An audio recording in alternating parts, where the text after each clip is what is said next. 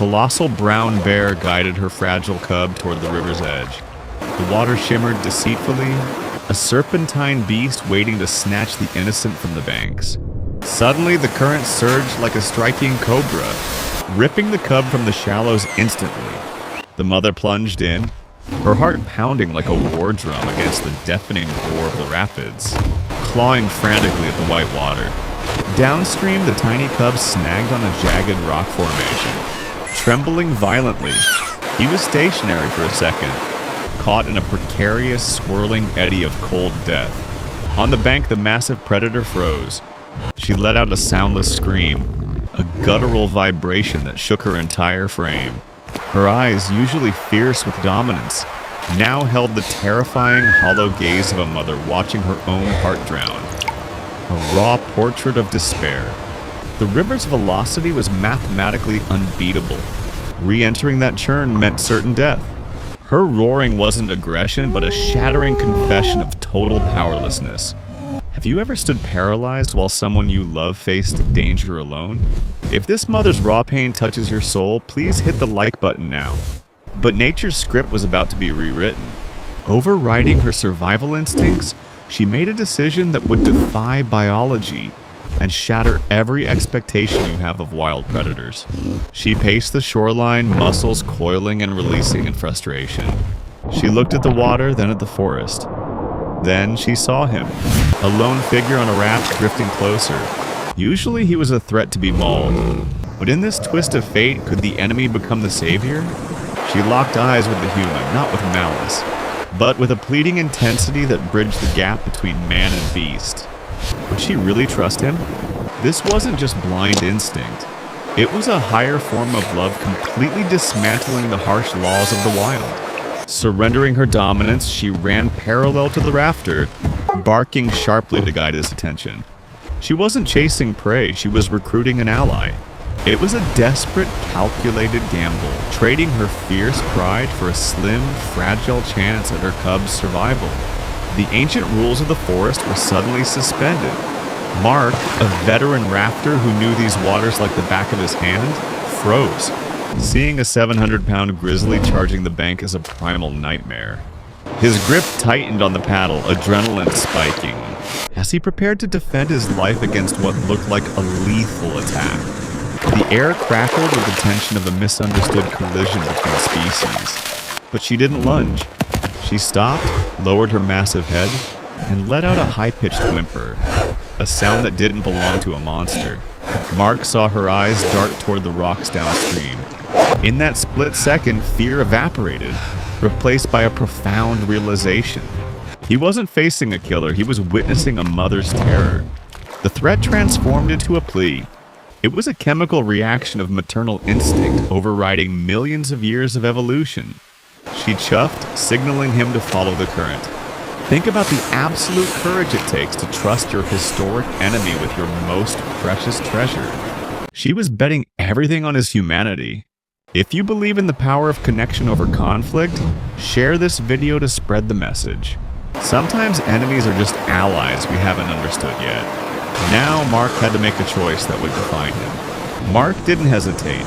He paddled hard, fighting the river's muscular grip to reach the eddy. The roar of the water was deafening, drowning out his own thoughts. He maneuvered the raft precariously close to the jagged rocks, where the cub clung, shivering and exhausted. The mother watched from barely 10 yards away, her body rigid, a vibrating statue of restrained power. The balance of trust and fear was razor thin. One wrong move could trigger her attack or send the cub washing away forever into the abyss. Mark could see the terror in the cub's eyes, the rising, freezing water lapping dangerously at its chin. The current was pulling the raft away, threatening to smash it against the boulders. He had to act now or lose the moment.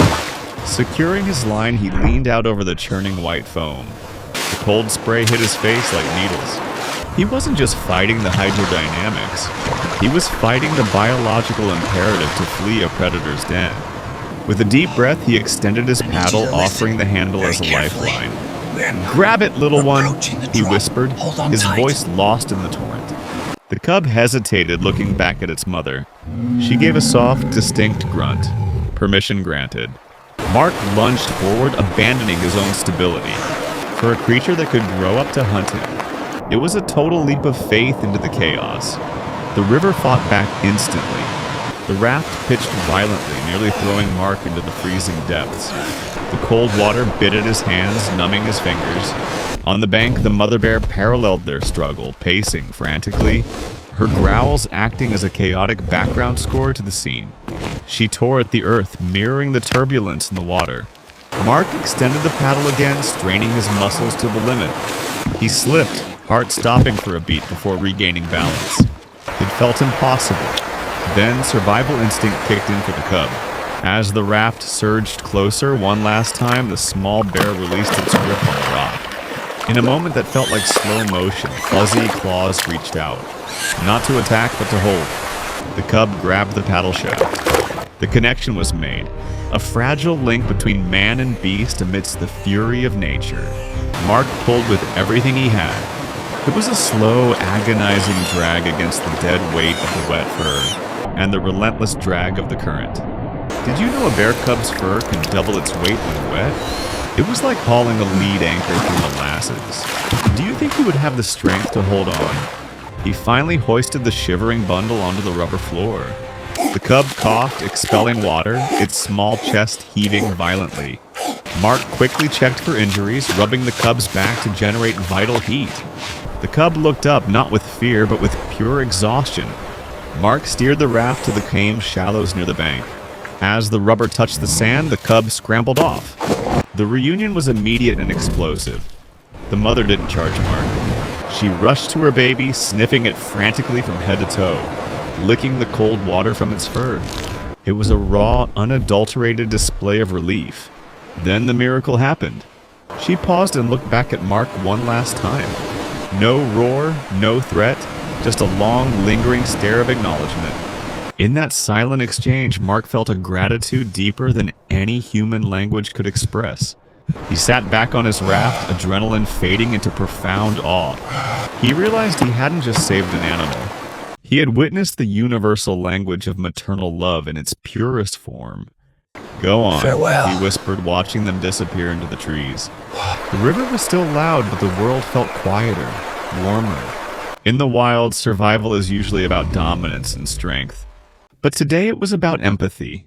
Empathy is the ultimate survival tool, capable of bridging the widest gaps.